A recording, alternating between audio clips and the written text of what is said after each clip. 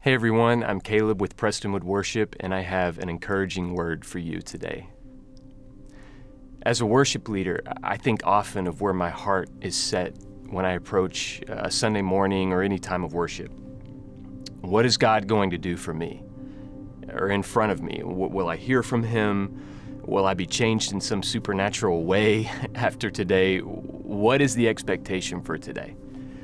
And I find from time to time, probably like you, that my priorities are just completely out of whack. I come in with little to no expectations, or I expect to be fixed. For God to pull me out of whatever funk I may be in so that I can survive the next few days.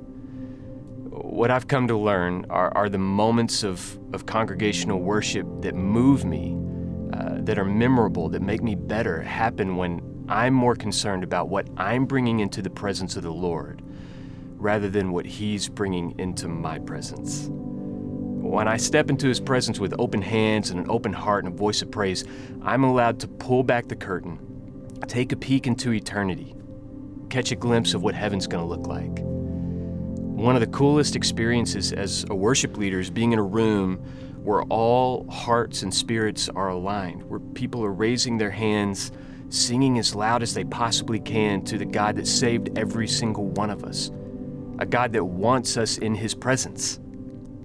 This is what the psalmist means in Psalm 100 when he says, "Make a joyful noise to the Lord, all the earth.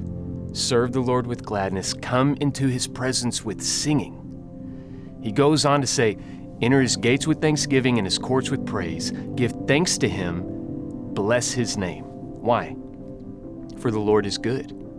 His steadfast love endures forever, His faithfulness to all generations. The most appropriate way to enter the presence of God is with blessings. As a matter of fact, someone or something is going to praise God. He makes that clear. In Luke 19, when Jesus is making His triumphal entry into Jerusalem and the people are singing, "Blessed is the King who comes in the name of the Lord," the Pharisees try to shut it down. Jesus makes sure they understand if they keep quiet, the stones will cry out. And blessings aren't just for mountaintop experiences, they're for valleys as well. One of the best examples of this was David when he was a fugitive from King Saul. This is David, who had already been anointed the next king of Israel and had already slain Goliath, was now on the run from a mad and jealous king. This is top of the mountain to absolute lowest valley. At one point, David went to Gath to seek asylum. Now remember, Gath is where Goliath was from. He was out of options to the point where he had no place to turn but the last place anyone would look for him. David made himself valuable to the king of Gath. He found favor in his eyes. And not long after he got there, others in the court of the king asked the king, "This is David, right? The guy who's slain his 10,000s, including our champion, Goliath? Why is he here?" And once David knew they were onto him, he pretended to be insane, scratching crazy things all over the walls, drooling down his beard.